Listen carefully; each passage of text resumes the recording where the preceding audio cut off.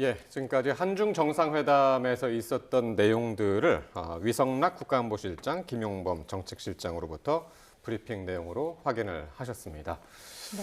자, 오늘 오후에 이제 정상회담이 있었고 네. 그 이후에 만찬이 있었고 그 만찬이 끝난 다음에 약간 이제 정리 시간을 통해서 지금 이제 브리핑까지 이제 왔는데 만찬도 상당히 이제 분위기가 좋았고 화기애애했다. 그리고 이제 쭉 이제 브리핑을 이어갔는데 가장 좀 그 인상적으로 들으셨던 부분은 어느 부분이실까요? 일단 지난 9년 동안 네. 한중 관계가 어떻게 보면 굉장히 불안정하고 네. 또 특히 이제 우리 기업들에게는 그 최악의 기간이었거든요. 굉장히 어려운 기간이었습니다. 그래서 한중 간의 경협이 거의 정상화되지 않았는데 이번 이제 한중 정상회담에서의 여러 장면들을 보고 이제 이제 우리 기업들의 본격적인 중국 그 진출이 다시 또 시작이 될 수 있겠구나 예. 하는 그런 기대감을 주는 거고요. 그러면 이제 과거에 한중 간의 경협이 왜 잘 안 이루어졌느냐 이 부분을 살펴봐야 되는데 네. 결국 그게 이제 안보 뭐 또 정치 외교적인 그런 갈등 때문에 결국 한중 간의 경협이 이제 가다서다 했던 그런 요인들이 있거든요. 근데 대표적으로 그 사드 배치 문제가 그렇죠. 그게 상당히 가장 컸죠. 결정적이었었죠. 예. 그래서 예. 이제 결국은 중국은 우리 한국이 그 미국에 너무 의존돼 있다. 그러니까 한미 동맹이 이제 중국에게는 굉장히 불편하게 다가왔던 거고 이제 그걸 견제하기 위해서 사실상 경제 제재를 했죠. 중국이 우리 기업에 사실상 경제 제재를 했죠. 이제 그러면서 굉장히 어려워졌던 분도 있고 또 하나는 뭔가 하면 중국이 그 사이에 기술 자립이라든지 또 제조업 경쟁력을 키우면서 예. 사실상 이제 과거의 그런 수직적 분업 형태의 한중 경협이 이제 수평적 협력을 할 수밖에 없는 상황에 예. 지금 와 있는 거죠. 그렇죠. 그러니까 우리가 보통 이제 중국의 저가의 노동력을 활용해서 이제 이익을 극대화하는 방식으로 중국에 많이 진출했는데 예. 지금 중국은 오히려 우리보다 앞서가는 분야들도 굉장히 많아졌거든요. 그러니까 예전에 이제 완제품만 비교를 하면은 우리가 이제 월등했었고 그렇죠. 그 부품을 이제 중국에서 공급받거나 그런 식이었는데 지금 이제 완제품 자체에도 이제 경쟁력이 중국 경쟁력이 상당히 높아졌기 때문에 그렇죠. 그래서 이제 우리 기업이 굉장히 위기감을 사실은 느끼고 있거든요. 예. 그러니까 이제 경쟁과 협력이 병존하는 상황이 되어버렸기 때문에 그게 이제 이번 한중 정상회담을 통해서 우리 기업의 이익도 극대화하고 또 중국 기업들도 우리 그 한국 기업하고 협력할 부분이 굉장히 많거든요. 예. 그 대표적인 게 이제 반도체라든지 이제 전기차 배터리라든지 또 바이오 분야 이런 게 있거든요. 그러니까 지금 한중이 서로 협력해야만이 공정할 수 있는 이제 그런 상황에 와 있기 때문에 네. 과거에는 일방적으로 이제 뭐 우리가 이익을 봤다면 지금 이제 그런 상황이 아니거든요. 이제 그런 시대의 변화를 또 산업 구조 변화들을 잘 반영해서 보다 지속 가능한 협력의 이제 첫걸음을 이번에 이제 떼기 시작했다. 이제 이렇게 보는 거고요. 그래서 이제 이재명 대통령이 한중 비즈니스 포럼에서 언급한 이 벽난도 정신이라는 그 용어에 좀 우리가 주목할 필요가 있을 것 같습니다. 네. 결국 이게 이제 고려시대 고려시대. 때 송나라하고 이제 교류 협력을 했던 국제 무역항이죠. 이 벽난도가 벽난도. 개성에서 한 10km 정도 서해안 쪽으로 떨어져 있는 이제 지역인데 사실 이쪽이 이제 과거 고려시대 때는 가장 번성했던 국제 무역항이었거든요. 그러니까 이제 중국하고만 교역한 게 아니라 뭐 일본이라든지 아라비아 국가들 뭐 저 중동 국가들 이런 나라들하고 교역을 했는데 이제 이 메시지의 핵심이 뭔가면 여러 가지 외교 갈등 또는 뭐 정치 갈등이 있더라도 경제 교류 협력은 지속적으로 하자. 그 메시지를 전달하려고 했던 거거든요. 그래서 이제 벽난도 정신이라는 이제 새로운 또 시대가 나올 것 같습니다. 예. 그러니까 지금의 한중 간에 여러 가지 이제 외교적 갈등이나 안보적 갈등이 있음에도 불구하고 경제 교류 그리고 또 민생 그 협력을 위해서는 이런 그 외풍의 영향을 받지 않고 지속적으로 우리가 한번 해보자. 이제 그렇게 된 겁니다. 그래서 이건 이제 말 그대로 첫 발을 뗀 겁니다. 네네. 그런데 앞으로도 제가 볼 때는 많은 도전들이 있을 것 같아요. 네. 그게 특히 이제 미국과의 관계죠. 역시 네. 지금 미국은 중국을 가능하면 중국의 성장을 억제하려고 하고 지금 뭐 예를 들면 이제 대만 문제와 관련해서도 지금 그러니까요. 안보적 차원에서 굉장히 지금 압박하고 있는 그런 상황이잖아요, 그죠? 그 한중간에 또 우리 대한민국이 지금 있는 거죠.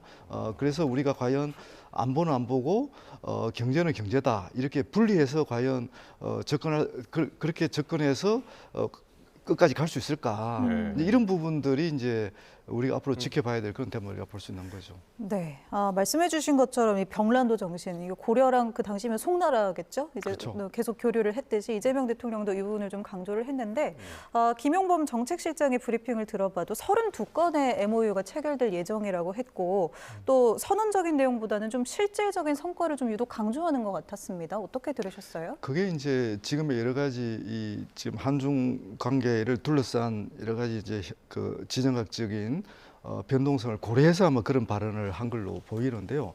그러니까 이번 MOU 체결에서 그쳐서는 안 된다. 어떤 식으로든 성과를 내야 된다는 예. 두 지도자의 이제 결의도 굉장히 지금 강한 것 같고요. 예. 그리고 이걸 이제 뒷받침해주기 위해서 관련 부처 간의 그 정기적인 어떤 그 의사 그 실무협의가 소통들, 이제 실무협의들 예, 뒤에 이런 것들을 있겠죠. 촘촘하게 이제 계속 연결시켜 놓은 그런 장치를 해놓은 거죠. 그래서 이게 단순히 선언에 그치는 게 아니라 좀 지속적으로, 그죠? 이행될 수 있는 합의 내용들이 이행될 수 있는 그런 아주 세부적인 구조를 짜려고 굉장히 노력한 회담이었다 이렇게 평가할 수 있을 것 같습니다. 뭐 정말 다양한 분야의 이야기들이 오갔다는 것을 알 수 있는 것이 진짜 그 문화 콘텐츠 뭐 바둑 축구 얘기가 나왔습니다. 네네. 일단 뭐 바둑 축구 교류하고 그다음에 뭐 드라마, 영화 이런 거는 이제 실무 협의를 통해서 진전시키기로 이제 모색을 한다. 뭐 이제 이렇게까지는 했는데 눈에 띄는 게 이제 판다 추가 대응 문제 네. 이런 것까지도 굉장히 디테일하게 들어갔었단 말이죠. 그리고 이게 이제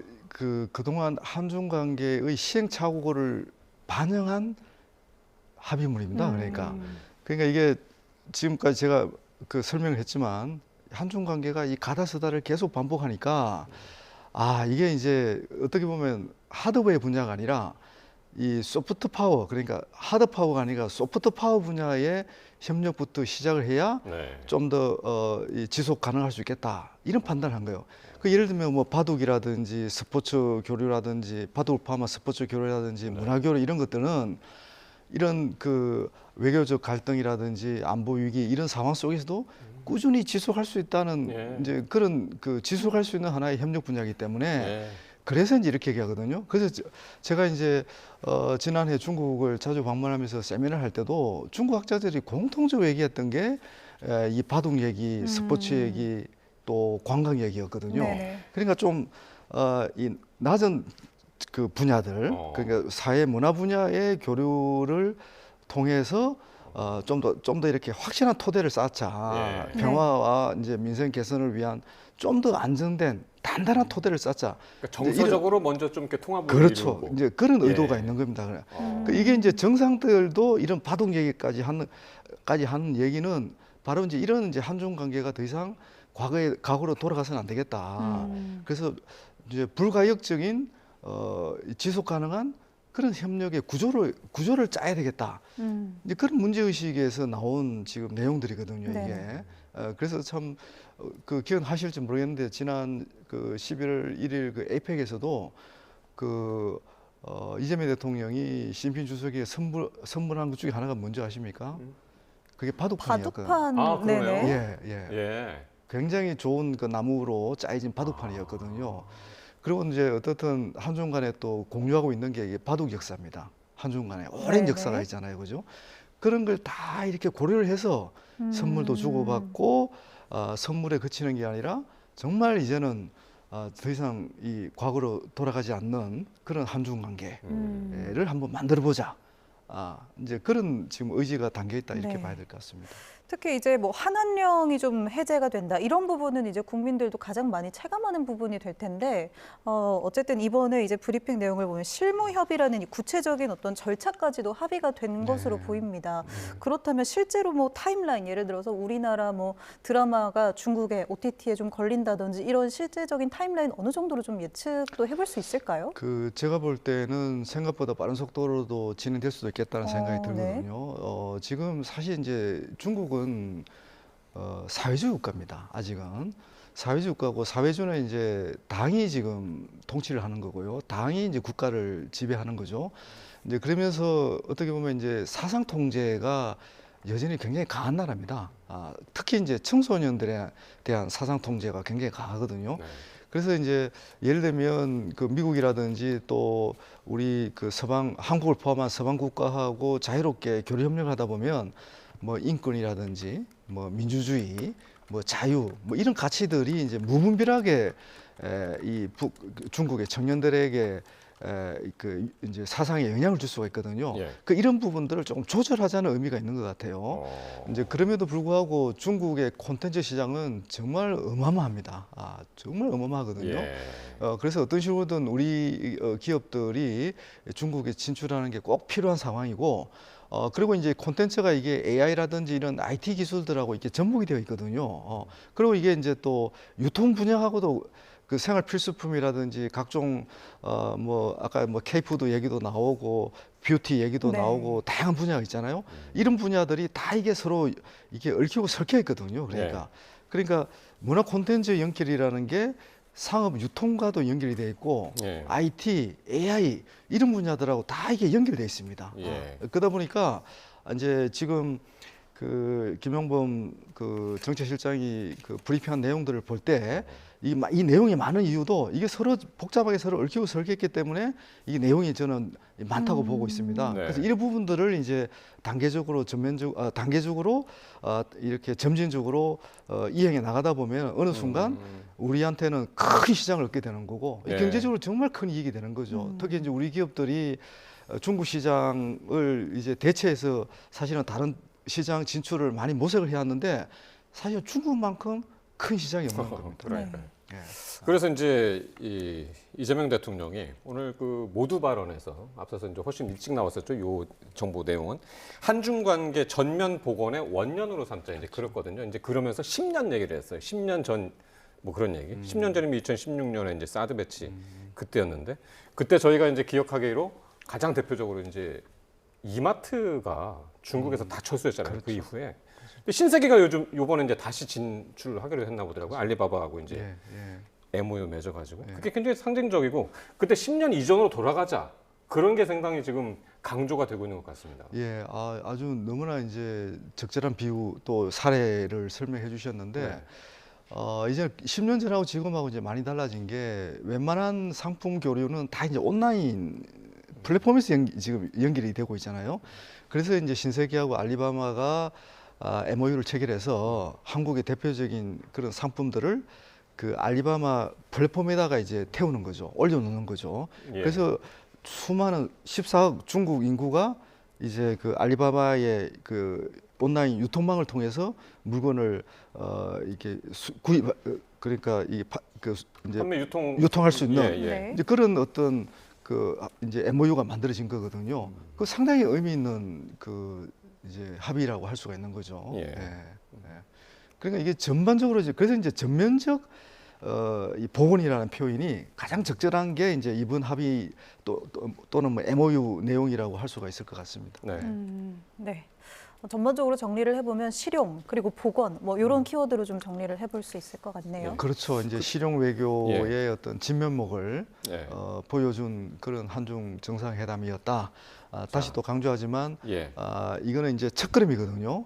이게 이 MOU가 좀 구속력이 있는 그 합의로 이어지고 예. 그 합의가 실질적으로 양국 국민들에게 국민들이 체감할 수 있는 성과로 연결이 되고 그러면서 이제 안보나 정치 협력도 좀 그러면서 이제 평화가 더 촉진되는 그런 선순환들이 이제 만들어져야 되는 거죠. 그렇습니다.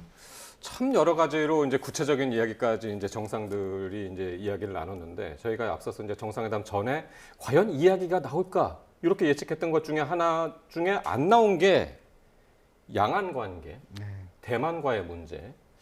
그 문제에 대해서는 지금 아직 브리핑에서도 안 나오고 말이죠. 그 이후에 이제 기자들과의 질의응답 시간에 어떻게 이야기가 나올지 모르겠습니다만은 이 대통령이 앞서서 방중 전에 CCTV하고 인터뷰에서 하나의 중국을 존중한다. 그렇게까지 이제 얘기를 했는데 과연 이 이야기가 나눠졌을까? 브리핑에서는 좀 빠졌습니다. 아마 이제 한중 정상 간의 논의 중에서 가장 민감한 그 의제가 결국 양안 문제겠죠. 네. 양안 문제고, 근데 사실 이제 이재명 대통령이 하나의 중국 원칙을 공개적으로 표명한 것 자체가 이제 뭐 중국 입장에서는 그래도 의미 있는 성과라고 우선 볼 수도 있을 것 같고요. 그리고 아마 비공개 회의에서 상당히 논의를 했을 겁니다. 그러니까 중국 입장에서는 양안 문제 관련해서 한국의 지지와 협력을 이끌어내는 게 중요하고, 네. 우리는 북한 핵 문제, 한반도 평화와 관련해서 중국의 건설 역할을 이끌어내는 것도 그 얘기도 중요하고. 김정은 위원장 관련 얘기도 없네요. 지금. 그렇죠. 이 두 가지가 서로 어떻게 보면 가장 핵심 이익 중에 이익이고, 그렇지만 또 공개적으로 얘기하기는 또 약간 민감한 이슈고, 그리고 또 우리가 이번 한중 정상회담을 또 흥미롭게 봐야 될 부분은 과연 김정은 위원장이 한중 간에 이렇게 많은 논의가 이루어지고 합의가 이루어지고 한중 관계가 전면적으로 복원이 되는 걸 과연 어떻게 보고 있을까? 지금 남북 관계는 적대적 두 국가 관계로 설정을 해서 예. 최소한의 지금 소통도 안 하고 있잖아요. 가장 적대적인 관계를 유지하고 있는데, 그러게요. 네. 근데 중국은 북한하고 또 한국과 협력해야 되는 관계. 가장 협력적인 관계를 지금 복원하고 있단 말입니다. 예. 그래서 네. 지난해 9월 달에 김정은 위원장이 중국 정선절 행사에 참석해서 이제 북중 관계도 이제 보온됐다고 선언을 했는데, 예, 그랬죠. 그죠? 이제 한중 관계도 이렇게 전면적 복원을 선언했단 네. 말이에요. 훨씬 더 많은 협력 관계를 지금 예상할 수 있는 거잖아요. 말씀 듣다 보니까 당장 정말 실무 차원에서 당장 협의 가능한 정말 실용 위주의 외교에 좀 집중했다는 그렇죠. 생각이 드네요. 네, 그래서 네. 서로가 이제 이견 차이가 있는 부분들을 부각시키면 오히려 정말 필요한 이런 실용적인 네. 그 협력을 할 수가 없잖아요, 그죠? 예.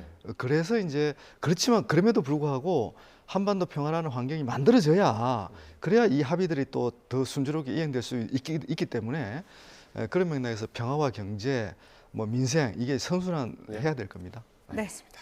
네, 이물철 경남대 극동문제연구소 교수와 조금 전 나온 브리핑 관련해서 이야기 나눠봤습니다. 출연 고맙습니다. 네, 감사합니다.